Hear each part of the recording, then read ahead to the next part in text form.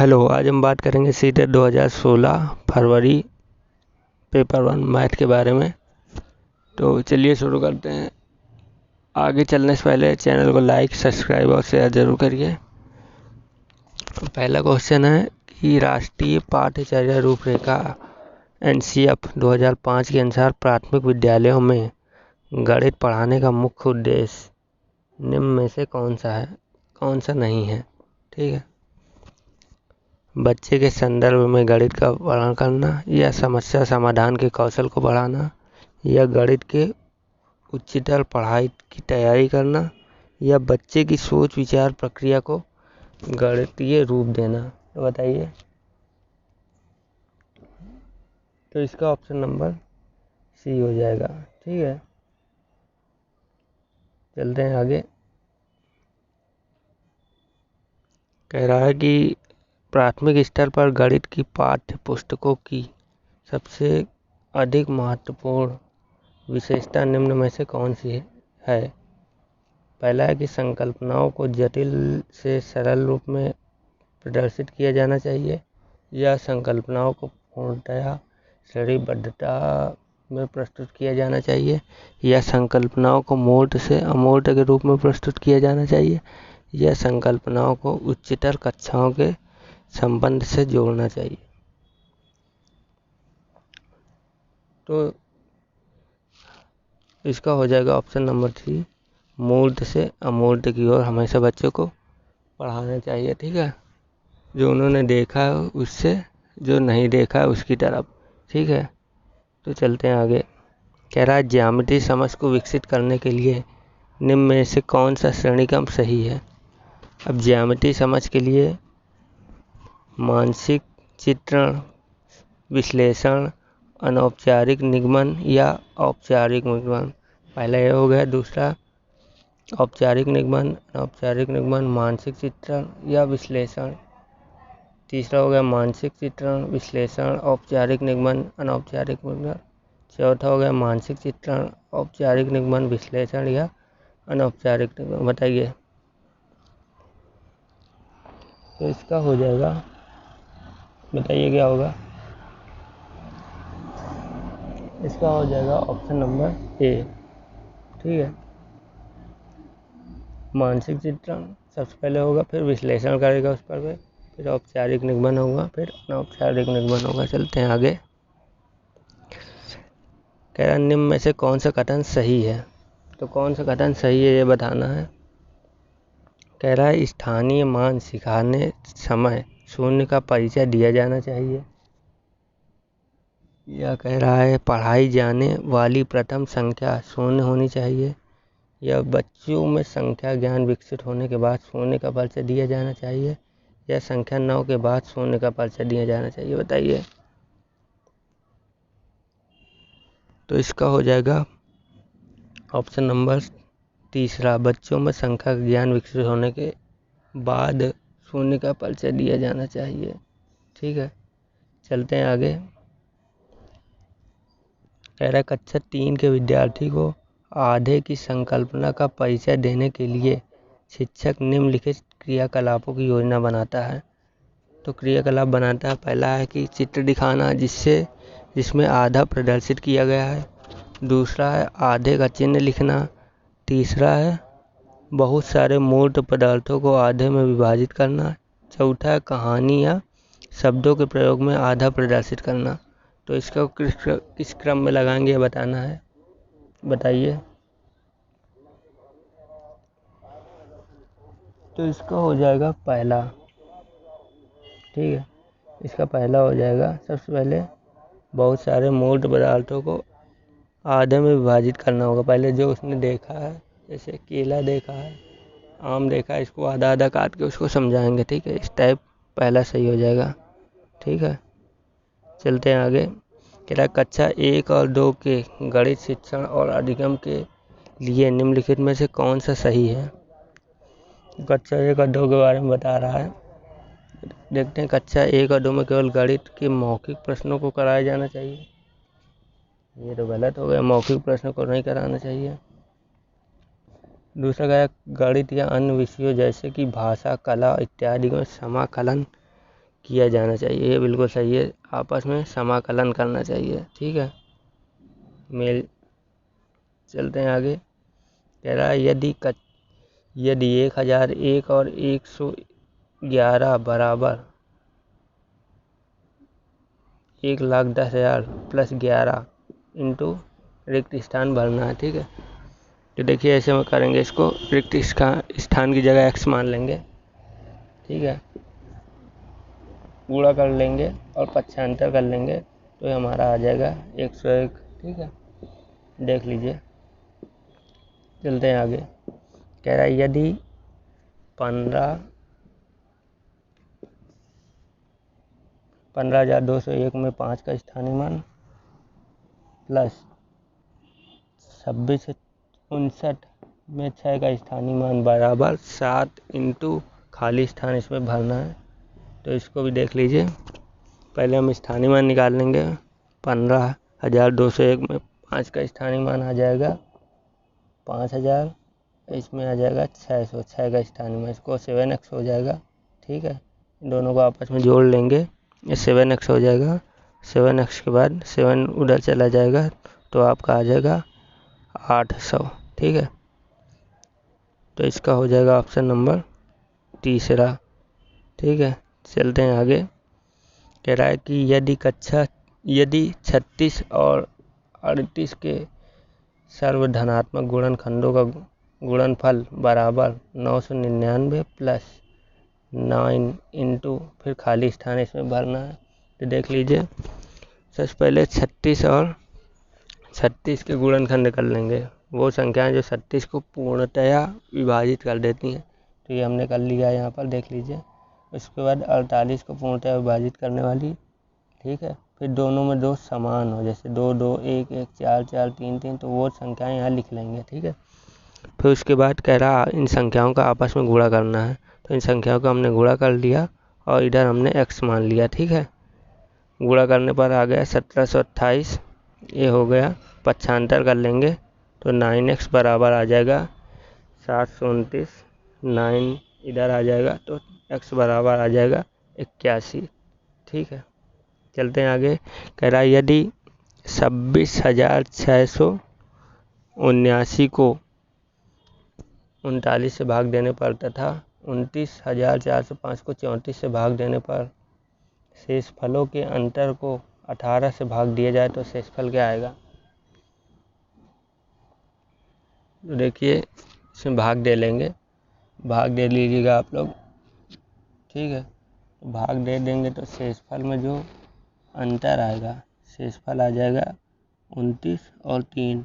ठीक है, शेषफल आ जाएगा 29 माइनस 3, भाग दे के देख लीजिएगा। ठीक है, तो आ जाएगा 26। ठीक है, 26 में हम 18 का जब भाग दे देंगे, ठीक है, 26 में जब 18 का भाग दे देंगे तो 8 शेष आ जाएगा। ठीक है, तो इसका ऑप्शन नंबर चौथा हो जाएगा। ठीक है, चलते हैं आगे। कह रहा है कि 36, 54 और 60 का सबसे छोटे सार्वगुणज को 90 से भाग देना है। ठीक है, तो इनका हम एलसीएम ले लेंगे, लासा ले लेंगे। सबसे छोटा पूछ रहा है तो लासा ले लेंगे, लासा आ जाएगा 540। ठीक है, आप उसमें 90 से भाग दे देंगे तो 6 बार में पूरा कट जाएगा। ठीक है, तो ऑप्शन नंबर तीसरा सही हो जाएगा। ठीक है, चलते हैं आगे। कह रहा है कि सोनू के पास 5 दर्जन टाफियाँ हैं। इस टाइप का सवाल बहुत आ चुका है, हर पेपर में आता है, आपने देखा ही होगा मेरे वीडियो। इसका 1/3 भाग अमित को, 2/5 भाग अनिल को और 1/12 भाग हमीदा को दे दिया गया। तो सोनू के पास कितनी टाफियाँ बची, देखिए 5 दर्जन टाफियाँ थी। ठीक है, 5 दर्जन का मतलब 1 दर्जन में 12 होती हैं, तो 5 दर्जन में इंटू हो जाएगा 5 का। ठीक है, 7 टाफियाँ हो जाएंगी। ठीक है, फिर उसके बाद 1/3 अमिता का है, तो 60 का 1/3 निकाल लेंगे, आ जाएगा 20। 2/5 अनिल का है, तो 60 का 2/5 निकाल लेंगे, आ जाएगा 24। हमीदा का कितना है, 1/12, तो 12 भाग दे देंगे, आ जाएगा 5। तो अब कह रहा है सोनू के पास कितनी टाफियाँ बची। ठीक है, तो इस सबको आपस में जोड़ लेंगे और सोनू टोटल जितनी सोनू के पास टाफियाँ थी उसमें से माइनस कर देंगे, तो आ जाएगा 11 टाफियाँ। तो सोनू के पास 11 टाफियाँ बची, तो ऑप्शन नंबर पहला हो जाएगा। ठीक है, चलते हैं आगे। कह रहा है कि यदि 112 इकाई प्लस 12,000 बराबर 11,012 प्लस 11,012 प्लस यहाँ पर दहाई रिक्त स्थान दिया, और रिक्त स्थान में क्या भरेंगे। देखिए 12 इकाई 112 इकाई है, इकाई का मतलब 1 से गुणा। ठीक है, तो 112 में हम 1 से गुणा कर देंगे, 12,000 12 में 1000 का गुणा कर देंगे। इधर तो वही संख्या दी हुई है, इसको वैसे ही लिख देंगे, दहाई दे रखा है तो हम 10 का गुणा कर लेंगे। ठीक है, संख्या तो हमको पता ही नहीं है तो उसकी जगह हम 1 से रख लेंगे। ठीक है, तो अब इसको गुणा कर लेंगे, पक्षांतर कर लेंगे, तो ए बराबर हमारा आ जाएगा 110। ठीक है, चलते हैं आगे। कह रहा है एक ही माप की 23 बोतलों में 51 लीटर और 750 मिलीलीटर दूध भरा जाता है, तो ऐसे ही 16 बोतलों में दूध की माप बताइए। देखिए कैसे करेंगे। 23 बोतलों में कितना दूध आता है, 51 लीटर और 750 मिलीलीटर, तो एक बोतल में कितना आ जाएगा, भाग दे देंगे 23 का। ठीक है, एक बोतल का ये आ गया। अब कह रहे थे 16 बोतलों में कितना आएगा, तो 16 का हम गुणा कर देंगे। ठीक है, तो कट पिट के हमारा आ जाएगा 36 लीटर। ठीक है, देख लीजिएगा, तो ऑप्शन नंबर चौथा हो जाएगा। ठीक है, चलते हैं आगे। कह रहा है एक मानचित्र पर 1/2 सेंटीमीटर की दूरी भूमि पर 200 किलोमीटर की दूरी को निरूपित करता है। मतलब 102 सेंटीमीटर बराबर 200 किलोमीटर। तो दो नगर 1800 किलोमीटर की दूरी पर स्थित है, तो मानचित्र पर इनकी दूरी क्या होगी। तो देख लीजिए, कह रहा है आधा सेंटीमीटर बराबर 200 किलोमीटर, मतलब 0.5 लिख सकते हैं इसको, 1/2 को। ठीक है, तो 0.5 सेंटीमीटर बराबर 200 किलोमीटर, तो 1 सेंटीमीटर कितना हो जाएगा, दुगना हो जाएगा, ये 400 हो जाएगा। ठीक है, फिर उसके बाद कह रहा है कि 1800। अब ये 400 को हमको 1800 के करीब ले जाना है, तो कौन सी संख्या से गुणा करेंगे, 4 से कर दिया। ठीक है, तो 4 चौक 16, 4 से इधर भी कर दिया, तो 4 सेंटीमीटर बराबर आ जाएगा 1600। ठीक है, तो 4 सेंटीमीटर बराबर 1600। अब हमको 200 और बढ़ाना है, 1800 हमको करना है, तो आधा सेंटीमीटर हम और ऐड कर देंगे, तो 4.5 हो जाएगा। इधर भी आधा ऐड कर देंगे, इधर आधे का मतलब क्या होता है, 200 किलोमीटर। 200 किलोमीटर हम इधर ऐड कर देंगे, तो आ जाएगा 1800 किलोमीटर। तो 1800 किलोमीटर बराबर आ जाएगा 4.5 सेंटीमीटर। ठीक है, तो 4.5 सेंटीमीटर आ जाएगा, तो इसका ऑप्शन नंबर आ जाएगा,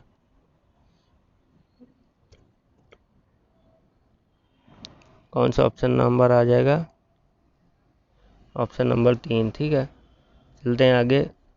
यह निम्नलिखित में से कौन सा सही नहीं है, तो कौन सा सही नहीं है इसके लिए देख लेते हैं।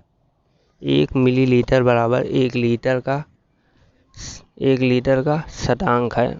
1 मिलीलीटर 1 लीटर का शतांक है। और क्या कह रहा है, 1 लाख बराबर 100,000 के बराबर है। 1 करोड़ बराबर है 100 लाख की। 1 सेंटीमीटर 1 मीटर का शतांक है। ठीक है, तो ये हो जाएगा, इसका ऑप्शन नंबर आ जाएगा, इसका ऑप्शन नंबर पहला हो जाएगा, क्योंकि 1 मिली, इसका ऑप्शन नंबर पहला सही हो जाएगा, क्योंकि 1 लीटर में 1000 मिलीलीटर होते हैं। ठीक है, तो 1 मिलीलीटर में हो जाएगा 10⁻³ लीटर। ठीक है, 10⁻³ लीटर हो जाएगा, तो 1 मिलीलीटर 1 लीटर के 100वें भाग के बराबर नहीं हो सकता। ठीक है, तो इसका ऑप्शन नंबर पहला गलत हो जाएगा। ठीक है, चलते हैं आगे। कह रहा है कि एक घनाभाकार बॉक्स 13 सेंटीमीटर लंबा और 11 सेंटीमीटर चौड़ा तथा और 9 सेंटीमीटर ऊंचा है। तो घनाकार, एक में घनाभाकार है, एक में घनाकार। तो घनाकार बक्से की भुजा 12 सेंटीमीटर रखी है, ठीक है। तो तनु ने इन बक्सों में 1 सेंटीमीटर भुजा वाले 3060 घन पैक करना चाहती है। तो उन घनों की संख्या जो इसमें पैक नहीं हो पाएंगे, ठीक है। तो देखिए, लंबा सवाल है थोड़ा। कह रहा है घनाभाकार का आयतन होता है लंबाई गुणे चौड़ाई गुणे ऊंचाई, LBH। तो हमको सब दे रखा है, रख देंगे 13, 11 और 9 आपस में गुणा कर देंगे तो आ जाएगा 1287 सेंटीमीटर स्क्वायर। ये घनाभाकार बॉक्स का आयतन है। अब घनाकार बॉक्स का आयतन क्या होगा? भुजा क्यूब। इसका अलग फॉर्मूला है। वो घनाभाकार है, घनाकार है। ये घन का है, वो घनाभ का है, ठीक है। तो घन का आयतन क्या होता है? भुजा क्यूब। तो भुजा कितनी दे रखी है? 12 दे रखी है ना। भुजा कितनी दे रखी थी? 12, ठीक है। तो 12 दे रखी थी तो हमने 12 रख दिया, 12 का क्यूब कर दिया तो आ गया 1728 सेंटीमीटर क्यूब। अब कुल आयतन दोनों को आपस में जोड़ लेंगे, दोनों आयतन ही है, दोनों को आपस में जोड़ लेंगे तो आ जाएगा 3015 सेंटीमीटर क्यूब। जब 1 सेंटीमीटर घनाकार भुजाओं वाले कुल बक्सों का आयतन क्या होगा? अब 1 सेंटीमीटर घनाकार बक्सों का आयतन बताना है तो 1 का गुणा कर देंगे, ठीक है। तो उतना ही आ जाएगा 3060 सेंटीमीटर। तो बचे हुए बक्से कितने हो जाएंगे? पहले कितने थे हमारे पास? कुल 3015। अभी कितने बचे हैं? अभी कितने? तो 3060 में 3015 माइनस कर देंगे तो कितने बक्से बचे? 45 बक्से बचे, ठीक है। तो 45 आंसर आ जाएगा। तो ऑप्शन नंबर पहला सही हो जाएगा, ठीक है। चलते हैं आगे। कह रहा है कि किसी आयत की लंबाई तथा चौड़ाई क्रमशः 48 और 21 सेंटीमीटर है। तो किसी वर्ग की भुजा इस आयत की चौड़ाई का 2/3 है। तो क्षेत्रफल बताना है। देखिए, आयत की लंबाई क्या है? 48 दी हुई है, चौड़ाई क्या है? 21 दी हुई है। क्षेत्रफल निकाल लेंगे, पता ही होगा फार्मूला, लंबाई गुणे चौड़ाई। तो आ जाएगा 1008। अब क्या है? लंबाई का 2/3। तो लंबाई कितनी थी? 48, इसका 2/3 हम निकाल लेंगे, कितना आ जाएगा? 32, ठीक है। कह रहा वर्ग की भुजा 32, लंबाई की 2/3 है वर्ग की भुजा, तो वर्ग की भुजा 32 हो गया आ जाएगी। वर्ग का क्षेत्रफल क्या होता है? भुजा स्क्वायर 1024 भुजा स्क्वायर आ गया। और क्षेत्रफल का योग निकालना है। ये 1024 और 1008 दोनों को जोड़ लेंगे तो आ जाएगा 2032 सेंटीमीटर, ठीक है, स्क्वायर। तो कौन सा ऑप्शन हो जाएगा? 2032 सेंटीमीटर। ऑप्शन नंबर चौथा सही हो जाएगा। कह रहा है गुणनफल 672 इंटू 36 इंटू 25 किसके बराबर है? तो देख लेंगे, इसका ऑप्शन नंबर पहला सही हो जाएगा, ठीक है। देख लेते हैं कैसे करेंगे, क्योंकि एक सप्ताह में 7 दिन होते हैं, सबको पता है। एक दिन में 24 घंटे होते हैं, ये भी सबको पता है। एक घंटे में 36 सेकेंड होते हैं, ये भी काफ़ी लोगों को पता ही होगा, ठीक है।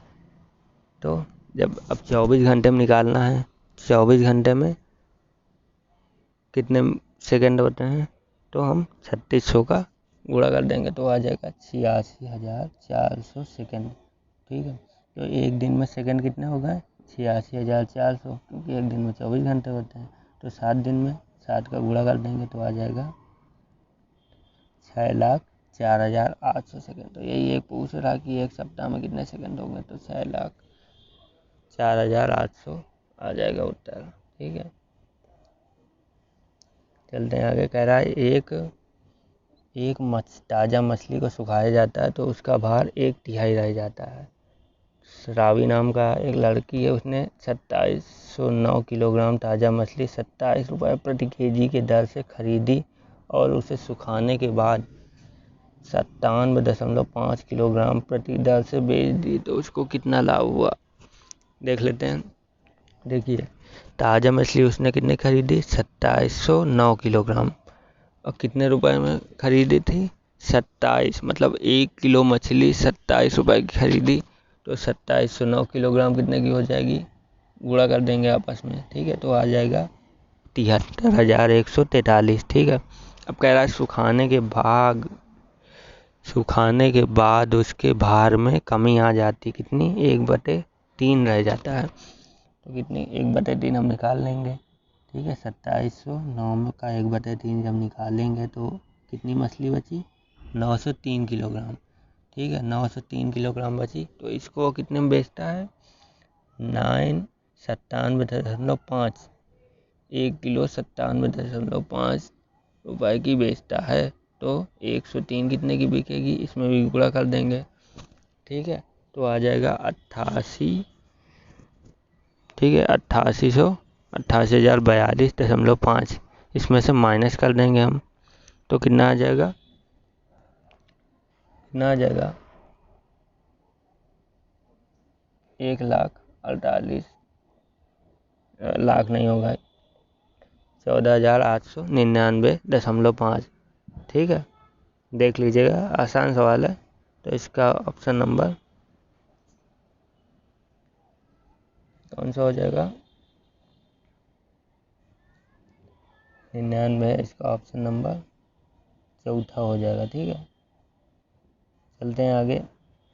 कह रहा कि जूही ने बाइसिकल द्वारा 16 किलोमीटर की दूरी 15 किलोमीटर प्रति घंटे की चाल से चली, स्कूटर द्वारा 20 किलोमीटर की दूरी 50 किलोमीटर प्रति घंटे की चाल से चली, और कार द्वारा 50 किलोमीटर दूरी की चाल 60 किलोमीटर प्रति घंटे चली, तो कुल कितना समय लगा, मिनटों में बताना है। देखिए ये थोड़ा साफ फोटो नहीं आई है, देखिए कह रहा है कि दूरी, एक तरफ हम दूरी लिख लेंगे, एक तरफ चाल लिख लेंगे, ठीक है। एक तरफ दूरी लिख ली, तो बाइसिकल की लिख लिया यहाँ दूरी 16 किलोमीटर, ठीक है, 16 किलोमीटर दूरी हो गई, और चाल क्या थी, 15 किलोमीटर। स्कूटर की इस तरह कार की, ठीक है। चाल बराबर क्या होता है, दूरी बटे समय, सूत्र तो सबको आता होगा, ठीक है, दूरी बटे समय होता है चाल बराबर, तो इसको हम लिख लेंगे समय बराबर दूरी बटे चाल, ये भी हम बदल सकते हैं, ठीक है। तो अब सबको हम लिख लेंगे, पहले में हो गया 16/15, बाइसिकल की क्या होगी, दूरी बटे चाल 16/15, स्कूटर की क्या हो गई 20/15, इसी सूत्र में रख दिया है खाली हमने, ठीक है। इसकी क्या होगी 50/60।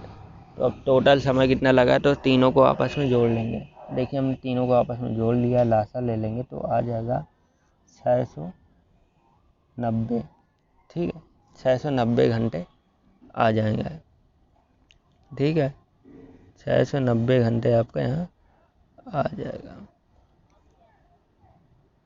690 घंटे बटे 300। अभी लंबा सवाल था थोड़ा, आपस में कट पिट कर लेंगे, 1 घंटे में आया अभी, ये जो आया है 690/300, ये घंटे में आया है, और वो मिनट में पूछ रहा है, ठीक है। तो मिनट के लिए हम 60 से गुणा कर देंगे, ठीक है। जब गुणा कर देंगे तो कट पिट के आ जाएगा 138 मिनट, ठीक है, 138 मिनट 60 से भाग दे देंगे, तो 138 मिनट हमारा आ जाएगा, ठीक है।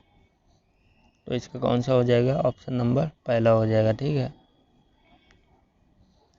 अगला कह रहा है एक संख्या का दशमलव निरूपण समझने के लिए निम्नलिखित में से कौन सी पूर्ण संख्या का ज्ञान होना चाहिए। कह रहा है एक संख्या का दशमलव, तो क्या हो जाएगा इसका, एक संख्या का दशमलव निरूपण समझने के लिए निम्नलिखित में कौन सी संख्या का पूर्ण ज्ञान होना चाहिए, तो क्या हो जाएगा इसका, क्या व्यकलन होगा या स्थानीय मान या गुणा या योग, बताइए। तो इसका हो जाएगा ऑप्शन नंबर बी, ठीक है, स्थानीय मान। चलते हैं आगे। कह रहा अंकगणित की 4 मूलभूत संक्रियाएं कौन सी हैं। तो अंकगणित की 4 मूलभूत संक्रियाएं कौन सी हैं। सबसे पहले अंकगणित में क्या किया जाता है, योग, व्यकलन, गुणा और भाग, ठीक है। तो इसका ऑप्शन नंबर 3 हो जाएगा, ठीक है। ये कह रहा है कक्षा 2 में विद्यार्थियों को एक शिक्षक योग सिखा रहा है, निम्नलिखित में से कौन सी युक्ति का अनुसरण सर्वाधिक उपयुक्त है। कह रहा है योग सिखाने के लिए क्या सबसे अच्छा है। शाब्दिक प्रश्नों का प्रयोग केवल मूल्यांकन और किया जाना चाहिए, ये तो गलत बात है। ऐसे कोई बात नहीं है। क्या जोड़ में को शाब्दिक प्रश्न द्वारा ही प्रस्तुत करना चाहिए, ये बिल्कुल सही है, जोड़ को शाब्दिक प्रश्न द्वारा ही करना चाहिए। ठीक है, तो ऑप्शन नंबर बी राइट हो जाएगा। ठीक है, 55 कह रहा कक्षा सेकंड के शिक्षक ने जोड़ के निम्नलिखित शाब्दिक प्रश्न को विद्यार्थियों को हल करने हेतु दिया। कह रहा है एक टोकरी में 5 सेब हैं, उसमें 5 सेब और डाल दिए गए तो टोकरी में कितने सेब बचे। तो इस प्रकार का शाब्दिक प्रश्न निम्नलिखित में से कौन से मॉडल श्रेणी से संबंधित है। पृथक्करण में घटाना होता है, तो पृथक्करण तो आपका होगा नहीं। ठीक है, योग की पुनरावृत्ति ये भी नहीं होगा, तो ये हो जाएगा समुच्चय। ठीक है, चलते हैं। अगला कह रहा है गणित में त्रुटियों की एक महत्वपूर्ण भूमिका है, यह कथन क्या है। यह कथन है क्या गलत है सही है, इसके बारे में समझाया गया है।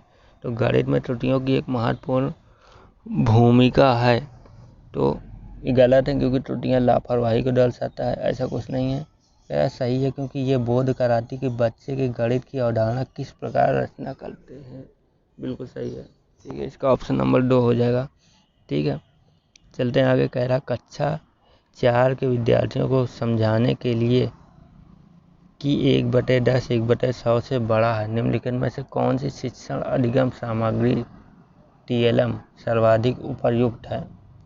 क्या वह संख्या चार्ट है, या फिर गिनतारा, या 10x10 का वर्ग प्रतिग्रिड, या डाइस ब्लॉक, बताइए।